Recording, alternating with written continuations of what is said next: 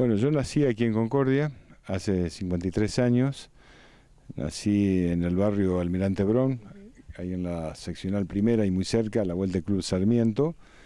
Y mi infancia fue como la de cualquier chico de barrio, ¿no? Iba a la escuela Almafuerte, el colegio primario. Mi mamá era maestra, daba clases en la zona rural, en Calabacillas, más precisamente.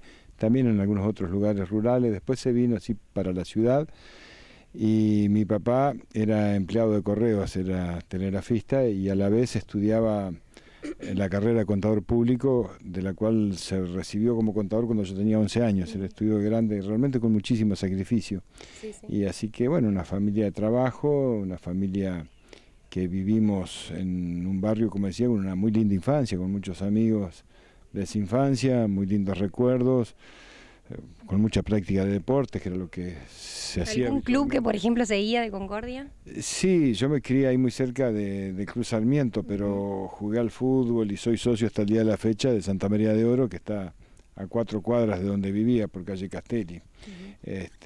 Soy hincha de Santa María de Oro, jugué también en Santa María de Oro, y tengo ahí puestos mis afectos, pero también jugué al básquet en el Club de Estudiantes, que estaba a 3 cuadras de mi casa, y eso, bueno, me permitió incursionar en distintos deportes, con la natación, en el club de regatas, que practiqué mucho, y una infancia, como te decía, que en esa época se estilaba de hacer deportes, de una vida al aire libre, de andar en bicicleta. Por ejemplo, un lugar al que asistían, no sé, al que iban los domingos en familia, que disfrutaban de Concordia. Se usaba mucho en esa época salir con la familia a pasar el día, y me acuerdo que íbamos a distintos lugares. Acá San Carlos era un lugar donde veníamos en familia a la zona de las barrancas de San Carlos, ahí contra el río, era uno de los lugares de encuentro. Otro lugar de encuentros era el Palmar de Colón, que si bien quedaba relativamente lejos para la época, pero bueno, era una salida que se hacía el domingo de mañana temprano y volvíamos a la tarde. O el Club Regatas, que pasábamos también con toda la familia y con otros amigos que compartíamos allí durante el día. Y también recuerdo, un poco más borrosos, los paseos a Salto Grande, antes de la represa.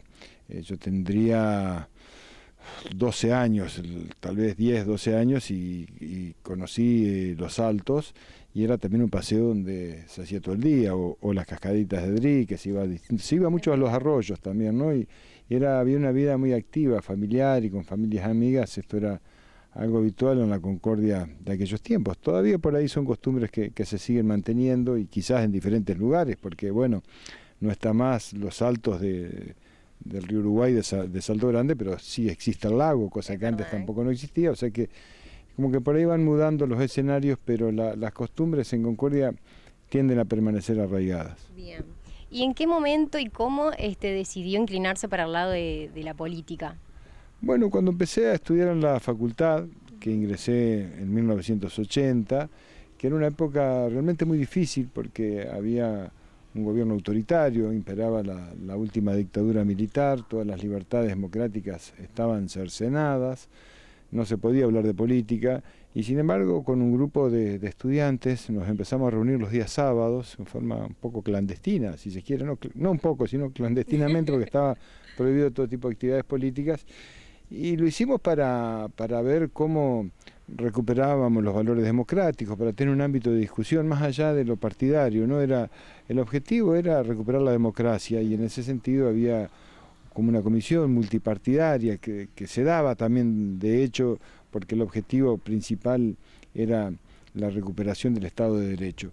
A partir de la Guerra de Malvinas se acelera el proceso democrático, y yo me afilio al justicialismo y empiezo a militar activamente en el justicialismo, y soy dirigente estudiantil. Yo militaba en la Juventud Universitaria Peronista, fui consejero directivo de la facultad, fui consejero superior de la universidad, hasta que me recibí representando a los estudiantes, y luego trabajé mucho en mi actividad privada, una vez recibido de contador público, hasta que en 1995 soy elegido concejal en la ciudad de Concordia.